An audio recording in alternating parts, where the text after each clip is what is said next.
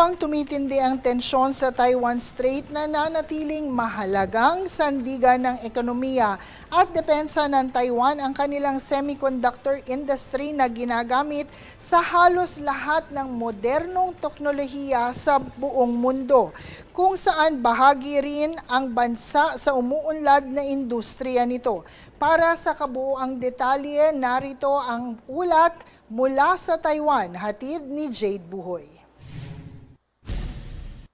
Semiconductor industry. Yan ang naging strategic asset ng Taiwan sa usaping proteksyon ng kanilang lugar dahil sa lawak ng sakop nito sa pandaigdigang ekonomiya.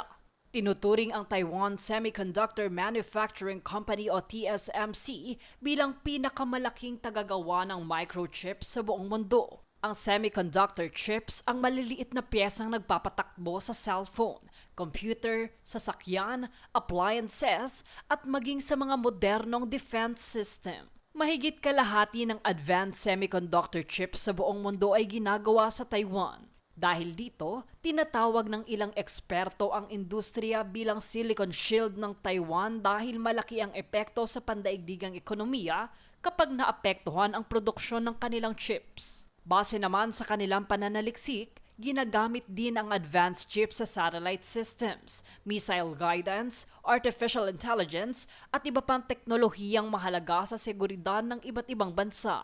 Dahil nakadepende rito ang maraming industriya sa buong mundo kabilang ang Estados Unidos at iba pang mga kaalyado nito, tinuturing na mahalagang bahagi ng katatagan ng rehiyon ang pagpapanatili ng kapayapaan sa Taiwan Strait. Batid ang kaugnayan nito sa Pilipinas dahil semiconductor at electronics ang bumubuo sa malaking bahagi ng export products ng bansa. Sa kasalukuyan, maraming mga Taiwanese company ang may operasyon sa Cavite, Laguna at iba pang industrial zone sa Pilipinas, kung saan ginagawa ang testing, assembly at packaging ng chips bago ito dalhin sa pandaigdigang merkado. Bukod pa riyan, mahigit 160,000 na overseas Filipino workers o OFW ang nasa Taiwan at karamihan sa kanila ay nagtatrabaho sa sektor ng electronics at semiconductor manufacturing. Sa ilalim naman ng ugnayan ng Taiwan at Pilipinas, patuloy na binibigyan ng oportunidad ang mga Pilipinong engineer at tech workers sa pamamagitan ng direct hiring programs, training partnerships at mas mataas na sahod sa technology industry. Pahayag pa ng mga eksperto na habang lumalawak ang semiconductor partnership ng Pilipinas at Taiwan, maaari itong magbukas ng mas maraming trabaho, investment at technology transfer para sa mga Pilipino sa hinaharap.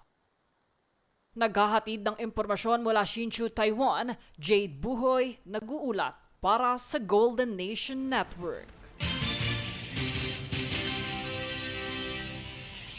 Samantala, magandang balita po para sa mga biyahero, mapa-negosyante o turista. Inanunsyo ni Vietnamese President To Lam sa kanyang naging talumpati sa Vietnam-Philippines Business Forum nitong Lunes na nakatakdang maglungsad ang low-cost carrier ng Vietnam na Vietjet Air ng direktang Ho Chi Minh flights to Cebu City bilang pagpapalakas ng two-way tourism ng Pilipinas at ng Vietnam. Ayon pa sa Presidente, inaasahan niyang ang bagong ruta ay hindi lamang magpapatibay ng travel exchanges, kundi pati na rin ng kalakalan at investment sa pagitan ng dalawang bansa. Sa kasalukuyan, mayroon na po tayong biyaheng Ho Chi Minh at Hanoi to Manila at Hanoi to Cebu.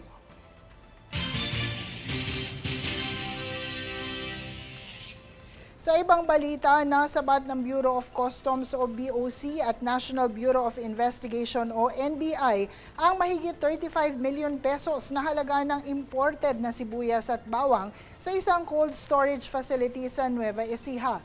Ayon sa mga otoridad, kabilang sa nakumpiska ang libo-libong sako ng yellow onions mula Holland at China, red onions mula China at imported garlic. Isinagawa ang operasyon matapos makatanggap ng impormasyon impormasyon ng NBI kaugnay sa umano'y agricultural smuggling at posibleng paglabag sa Anti-Agricultural Economic Sabotage Act at Customs Modernization and Tariff Act.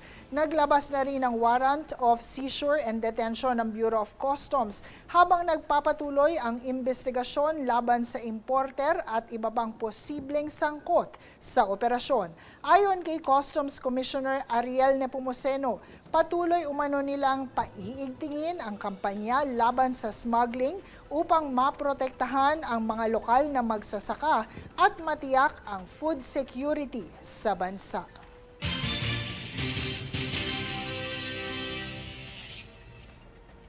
Manatiling nakatutok para sa higit pang mga balita sa pagbabalik ng News Force.